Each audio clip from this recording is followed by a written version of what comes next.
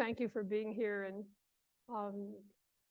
John mentioned and Roger mentioned the impact that you've had on the tech landscape, but you've really changed all of our lives by making software so widely available. You've really changed the culture and the way we live and the way we interact and so on. So congratulations on that. And also, you've not only changed our lives, but you've saved so many lives. They talked about eradicating disease, but when you look at the numbers in the last 20 years, it's estimated that through the foundation and your partners, you've probably saved about 32 million lives with the work that you've done on polio, malaria, tuberculosis, HIV, and cutting the infant mortality rate by half is really remarkable. So thank you for all you do. And I know that you've just come back from COP28, and that's another area where you're working very hard to improve our lives and also save. And you came back from COP28 by saying that you felt relatively optimistic, the glass half full. Why is that? Well, climate's a huge challenge because the hydrocarbons that have been key to the modern economy, have this side effect. And as the CO2 and a few other gases accumulate, that warming effect causes serious problems, primarily near the equator and primarily for outdoor work. But it's something that if we let it go unchecked, will start to destroy ecosystems, and even in temperate zones start to be quite serious.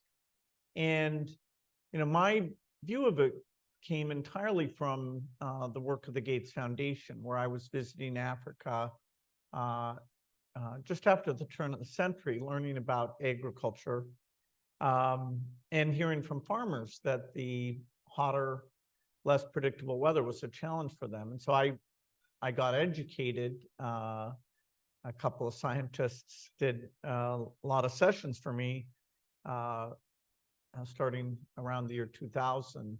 And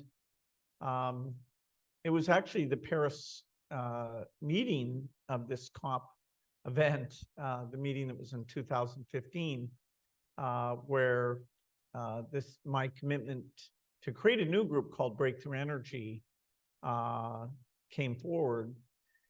I'd say in a way that's worked out very well, because the notion that if try and solve climate just by paying high prices, it's clear now that, given all the economic challenges, including, rich world budgets being overspent, in which Peterson was a very articulate advocate, and he will be proven right, although people didn't listen much in those early days. But anyway, we don't have infinite resources. So if you want to solve a lot of problems, reducing inequity and a lot of the global health things that are our foundation's party, and solve climate as well, you have to use innovation. So anyway, I committed to create a group that would philanthropically fund early ideas and policy work, and then in a venture, but in a new venture construct, a 20-year sort of high-risk double bottom line approach, fund companies. And so, we had this year's COP meeting, COP28, was in Dubai. And so we had over 40 of those companies, and we have about 100, come and talk about what they're doing. And the big companies would come in, the governments would see, okay, what kind of policies can help these things bootstrap. The dream is pretty clear economic dream, which is that across every area of emissions, you have approaches that are superior to the current dirty approach, but without increasing the cost, what we call a zero green premium. And we're making a lot of progress towards achieving that. So those partnerships and the engagement on innovation was what made me feel good about this latest COP meeting.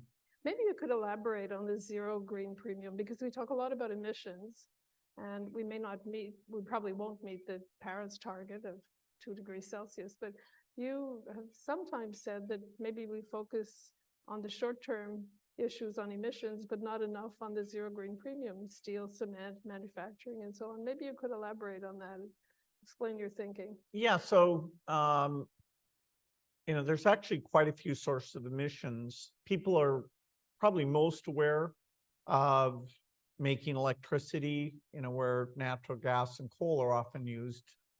That's a little over 20% of global emissions. They're aware of transportation, although they focus mostly on passenger cars, but planes, boats, trains, trucks are over half of that emission category, and not passenger cars, but their electrification has started. You have industrial emissions that include cement and steel, plastics, paper, a lot of things people don't think about much, but are key to the physical economy. And then you have agriculture and you have buildings. And so the idea is that, today, if you try and make cement without CO2 emissions, it costs over 4 times as much to buy that cement. And if it was just rich countries, you could say, just force people to pay more for their cement. And, maybe their houses won't be as big or something like that. But 2/3 of emissions come from these middle income countries, including China, India, but, Brazil, Mexico, Vietnam, Indonesia, where 2/3 of humanity lives. There, these services that create the emissions are just, basic infrastructure and shelter. And so the idea of making it more expensive, you run into the deadlock that those countries would turn to the rich countries and say, please subsidize these costs, because why should we slow down providing the basics when we are not responsible for the historic emissions? But the total price tag for that using current techniques would be triple the entire development aid budgets given to all countries for all causes. And so it's never going to happen.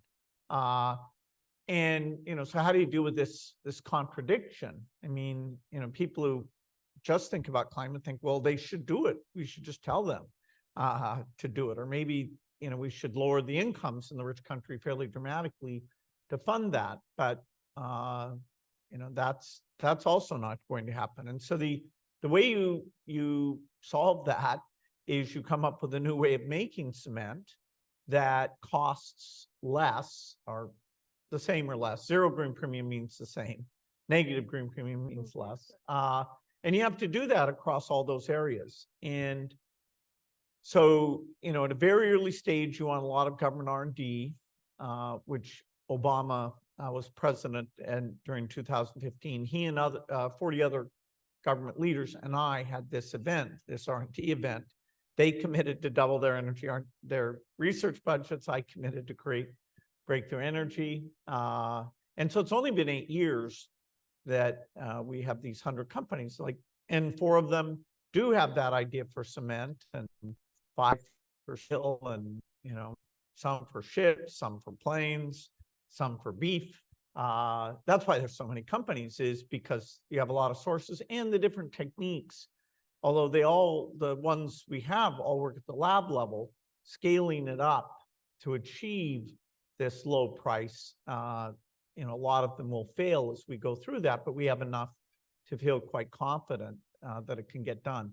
Now, as you said, there's a deadline, and because it takes a lot of time and you have to go to all countries, we won't meet our highest aspirations, but we can stay within a range that it's not a climate disaster. We still need some adaptation, as we get somewhat above 2 degrees.